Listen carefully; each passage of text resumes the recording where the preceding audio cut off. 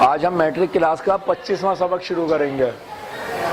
دہن پر ہیں ان کے گماں کیسے کیسے۔ غزل ہے خواجہ حیدر علی آتش صاحب کی لکھی ہوئی۔ خواجہ حیدر علی آتش صاحب کا تعارف اگر آپ دیکھیں، تاریخ ولادت جو ہے پیدائش وہ ہے 1764 اور تاریخ وفات 1847۔ خواجہ حیدر علی آتش خواجہ علی بخش کے بیٹے تھے۔ دلی ہندوستان میں پیدا ہوئے۔ نواب شجاع الدولہ کے عہد میں دلی سے فیض آباد میں آ رہے۔ کم سنی میں والد کا انتقال ہو گیا۔ کوئی سرپرست نہ تھا، مالی حالت بہت خراب تھی، اس لیے نواب مرزا تقی کی ملازمت اختیار کر لی۔ آپ ان کے ہمراہ لکھنؤ آ گئے۔ شاعری میں مصحفی کے شاگرد بن گئے۔ بادشاہوں کے دربار میں نہیں گئے، نہ کسی کا کوئی قصیدہ لکھا۔ تاہم بادشاہ ازراہ قدردانی 80 روپے ماہانہ انہیں پیش کرتا تھا۔ نہایت منکسر المزاج اور خلیق انسان تھے۔ ان کی شاعری میں زبان کا لطف اور الفاظ کی چاشنی ہے۔ یہ تھا حیدر علی آتش صاحب کا تعارف۔ غزل میں حاصلات تعلم، یہ غزل پڑھ کر طلبہ کنائے کی تعریف بیان کر سکیں اور شعروں سے مثال دے سکیں، نئے الفاظ کے معنی لکھ سکیں گے۔ یہ جو پہلا ہے کنائے کی تعریف، یہ ہمارا مشقی کام ہے، گرامر سیکشن میں بھی ہم اس کے کریں گے۔ دہن پر ہیں ان کے گماں کیسے کیسے، کلام آتے ہیں درمیاں کیسے کیسے۔ زمین چمن گل کھلاتی ہے کیا کیا، بدلتا ہے رنگ آسماں کیسے کیسے۔ نہ گورے سکندر نہ ہے قبر دارا، مٹے نامیوں کے نشاں کیسے کیسے۔ غم و غصہ و رنج و اندوہ و ہرما، غم و غصہ و رنج و اندوہ و ہرما، ہمارے بھی ہیں مہرباں کیسے کیسے۔ کرے جس قدر شکر نعمت وہ کم ہے، کرے جس قدر شکر نعمت وہ کم ہے۔ زبان لوٹتی ہے مزے لوٹتی ہے، زبان کیسے کیسے۔ ماخوذ از دیوان آتش۔ پہلا شعر دیکھیے، دہن پر ہیں ان کے گماں کیسے کیسے، کلام آتے ہیں درمیاں کیسے کیسے۔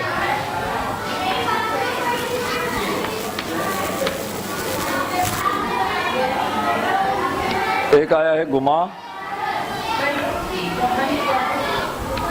دہن کیا ہے؟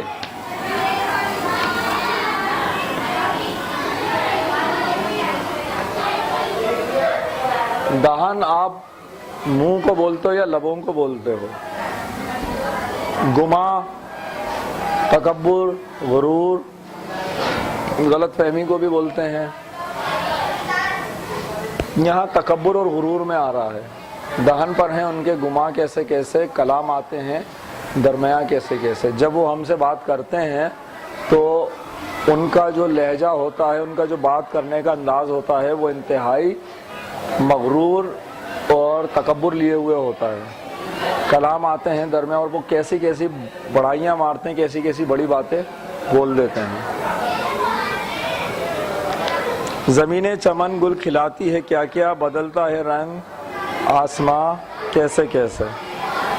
یہاں پر اگلا جو اس میں شعر ہے، اس میں جو شاعر بول رہے ہیں، زمین کی رنگینیوں پر دکھا رہے ہیں اور آسمان کی وسعتوں کو بیان کر رہے ہیں۔ زمینیں چمن گل کھلاتی ہے کیا کیا، بدلتا ہے رنگ آسماں کیسے کیسے۔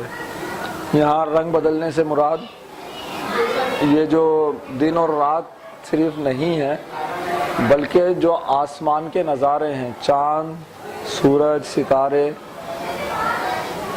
بارش، بادل، گھٹا، دھوپ، سایہ،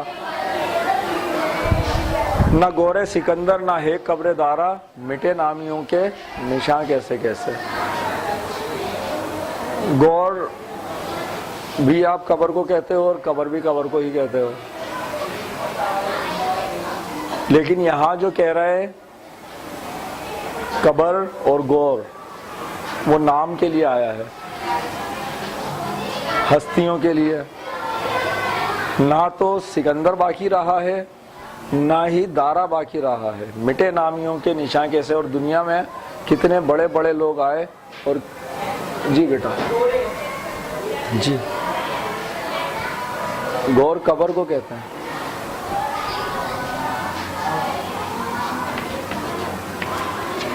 نہ گورے سکندر نہ ہے قبر دارا۔ سکندر اور دارا آپ کے بادشاہ حکمرانوں کے نام جو گزرے ہیں، نامی گرامی حکمران جو گزرے ہیں، لیکن یہاں کیا کہہ رہے ہیں، مٹے نامیوں کے نشاں کیسے کیسے، وہ بھی ایک دن آئے اور چلے گئے۔ اگر اس کو پہلے والے سے دیکھیں، دہن پر ہیں ان کے گماں کیسے کیسے، بدل کلام آتے ہیں درمیاں کیسے کیسے۔ فقر و غرور و تکبر، جبکہ یہاں پر اب کہاں اشارہ دیا ہے، سکندر جیسے لوگ بھی دنیا سے چلے گئے، دارا جیسے لوگ بھی دنیا سے چلے گئے، مٹے نامیوں کے نشان کیسے کیسے، جو آنا ہے جو آیا ہے اسے مٹ جانا ہے، اس ذات پر غرور نہیں کرنا چاہیے۔ غم و غصہ، رنج، اندو و ہرما، یہ انہوں نے ساری اپنی خصوصیات بتائی ہیں، ہمارے بھی ہیں مہربان کیسے کیسے۔ اپنے اوپر جن چیزوں کی مہربانی ہے یا جو ان کی حالت ہے وہ کیا ہے، غم میں مبتلا، غصے میں، رنج کے معنی بھی آپ کے افسردگی کے، غم کے ہی ہیں، اندو فکر و تردد، فکر اور پریشانی، ہرما نا امیدی، سوری، اپنی کیفیت شاعر بیان کر رہا ہے کہ اس کی حالت کیا ہوئی ہے، افسردہ ہے، نا امیدی میں ہے۔ ہمارے بھی ہیں مہربان کیسے، اور ہم پر جو آج کل مہربانی ہے وہ صرف ان کی ہے، خوشیاں ہم سے روٹھی ہوئی ہیں، اچھے حالات، امید پرور حالات ہم سے روٹھے ہوئے ہیں، اور شاعر کس کیفیت میں بیٹھا ہوا ہے، مایوسی کی حالت میں۔ کرے جس قدر شکر نعمت وہ کم ہے، کرے جس قدر شکر نعمت وہ کم ہے، مزے لوٹ دی ہے زباں کیسے کیسے۔ اب آخر میں جو ہے اللہ تعالیٰ کی نعمتوں کا ذکر کیا گیا ہے اور عنایات کا ذکر کیا گیا ہے۔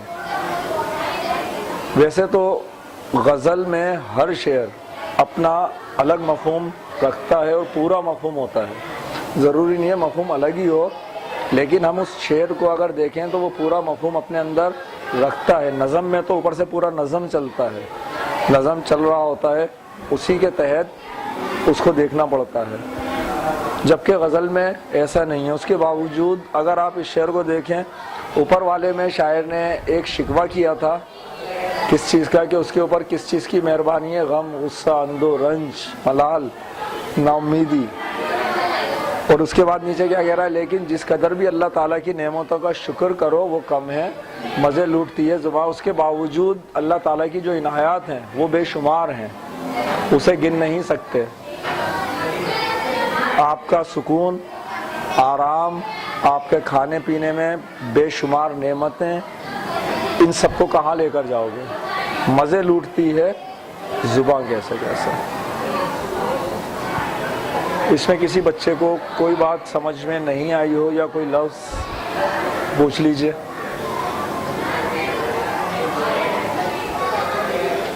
میرے خیال ہے بیچ میں بھی پوچھ لیا تھا، بند کر۔ گورے نہیں ہیں، گور کہتے ہیں، گور۔